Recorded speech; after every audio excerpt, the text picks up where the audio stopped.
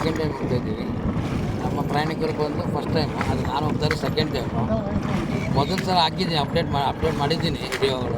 ಇದು ಹೋಗ್ತಾ ಇರೋದು ಸೆಕೆಂಡ್ ಟೈಮ್ ವಿಡಿಯೋ ನೋಡಿ. ನಮ್ಮ ಹೊಸ ಪ್ರಯಾಣಿಕರು ಬಂದಿರೋದು ಇವರು ಎಲ್ಲರೂ. ಹಾಂ, ಇವರು ಗುರು ಅಂತ, ಅವರು ನಮ್ಮ ವಿಪಕ್ಷಣ್ಣರು. ಹಿಂದೆ ನಮ್ಮ ದೊಡ್ಡಣ್ಣರು ಇದ್ದಾರೆ, ಎಳಪಣ್ಣರು ಅಂತ. ಇಲ್ಲಿ ಪ್ರವೀಣ್ ಅಂತ. ಹಾಂ, ಇವರು ಚಿನ್ನು ಅಂತ.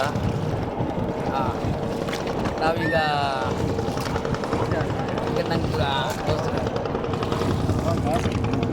ನಾವೀಗ ತ್ರಿವೇಣಿ ಸಂಗಮ ಹೋಗ್ತಾ ಇದ್ದೀವಿ ಸರ್. ಮತ್ತು ಅಲ್ಲಿ ಕರ್ಕೊಂಡು ಹೋಗಿ ತ್ರಿವೇಣಿ ಸಂಗಮ ಗಂಗಾ ಮಾತೆಯ ದರ್ಶನ ಮಾಡಿ ಸ್ನಾನ ಮಾಡಿಸ್ಕೊಂಡು ಮತ್ತೆ ಒಂದು 2 ಅವರಲ್ಲಿ ರಿಟರ್ನ್ ಆಗ್ತೀವಿ. ತುಂಬ ಜಾಸ್ತಿ ರಶ್ ಇದೆ, ತುಂಬ ಅಂದರೆ ಭಯಂಕರ. ನಿನ್ನೆ ಬೋಟ್ ಬಂದಿತ್ತು, ಅದಕ್ಕೆ ಒಂದು ದಿವಸ ನಾವು ಹಾಲ್ಟಿಂಗ್ ಆದ್ವಿ ಇಲ್ಲಿ. ಅದಕ್ಕೋಸ್ಕರನೇ ಈಗ 12 ಗಂಟೆ ಸ್ಟಾರ್ಟ್ ಆಗಿದೆ. ಒಬ್ಬೊಬ್ಬರಿಗೆ 1,000 ತೊಗೊಂಡಿದ್ದಾರೆ. ಲಾಸ್ಟ್ ಟೈಮ್ ಬಂದಾಗ 500 ರೂಪಾಯಿ ಇತ್ತು, ಈಗ 1000 ರೂಪಾಯಿ ಮಾಡಿದ್ದಾರೆ. ಯಾಕಂದರೆ ಜನ ಹೆಂಗೆ ಜಾಸ್ತಿ ಆಗ್ತಾರಲ್ಲ ಆ ಥರ ರೇಟ್ ಇಲ್ಲಿ ಚೇಂಜ್ ಆಗ್ತಾ ಇರುತ್ತೆ.